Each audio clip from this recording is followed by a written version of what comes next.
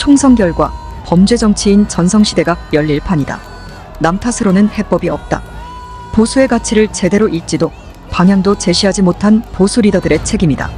정치가 적당히 자리를 나눠 갖는 실용주의 장사가 아닐진데 선거라는 축제 기간 스스로 양두구육을 택한 셈이다. 적과 싸울 숫소는 거세시켰고 분별 없이 산지불명의 고기를 받아들였다. 밑돌 빼서 윗돌 고인 무원칙의 괴멸은 당연 수순이었다. 깊은 반성과 성찰이 따라야 한다. 우리 자유민주주의가 추구하는 준엄한 궁극적 목적은 주권자의 자유다. 이 자유민주주의 재단에 수많은 시민의 피가 뿌려져 있음을 잊어서는 안 된다. 이것을 망각하는 것은 후세에게 같은 희생을 치르게 하는 것이다. 우리는 지금 보수의 괴멸 앞에서 새로운 희망을 볼 것이다.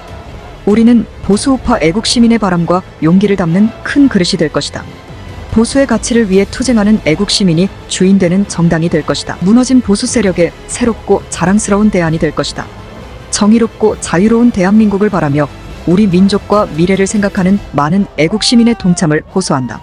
십자가를 지는 심정으로 우리가 먼저 나서 보수의 뜻을 모으는 장대한 여정을 출발할 것이다.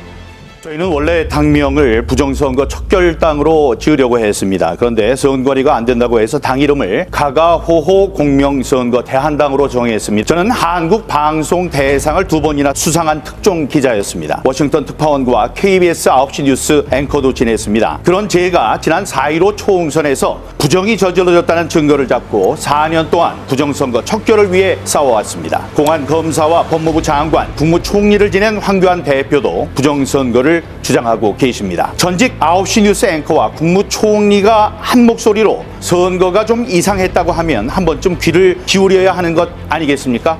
그러나 이상한 일이 벌어졌습니다. 부정선거의 최대 피해자인 국힘당이 저를 내쳤습니다. 국힘당은 여론조사에서 압도적인 1등을 한 저에게 경선의 기회도 주지 않고 공천에서 배제시켰습니다. 제가 부정선거를 주장했다는 게 유일한 이유였습니다. 이제 2천만 명이 부정선거가 있다고 믿는 지경에까지 이르렀지만 아직까지 4.15 부정선거는 국힘당에서 절대로 입 밖에 내서는 안 되는 금기어가 됐습니다. 금기어는 또 있습니다. 바로 5.18입니다. 국힘당은 5.18과 관련된 의혹을 언급했다고 경선을 통과한 도태우 후보의 공천을 취소했습니다. 인천시의회의 허식 의장은 5.18의 비판적인 특집 기사를 실은 신문을 동료 의원들에게 돌렸다는 이유로 탈당을 종용받고 시의장 자리에서 쫓겨났습니다. 이것은 옳지 않습니다. 제가 목숨 걸고 말하건대 표현의 자유는 5.18이나 4.15보다도 더 큰 개념입니다. 수많은 사람들이 오랜 시간 동안 목숨을 걸고 지켜온 가치입니다. 당신의 주장엔 반대하지만 당신이 그런 말을 할 자유는 내가 목숨을 걸고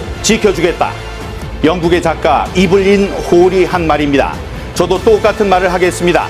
우리는 4.15 부정선거와 5.18에 대한 모든 의혹을 자유롭게 말할 수 있어야 합니다. 저 같은 사람이야 목에 칼이 들어와도 하고 싶은 말을 다 하겠지만 일반 국민들은 그렇지 않습니다. 5.18과 4.15를 말했다고 경선과 공천에서 배제되는 상황을 지켜보며 일반인들은 자기 검열의 깊은 구덩이 속으로 숨고 결국 자유는 질식당할 것입니다. 자유민주주의의 바탕인 그 자유를 지켜내겠습니다. 취임식에서 윤석열 대통령은 자유라는 단어를 35번이나 언급했습니다.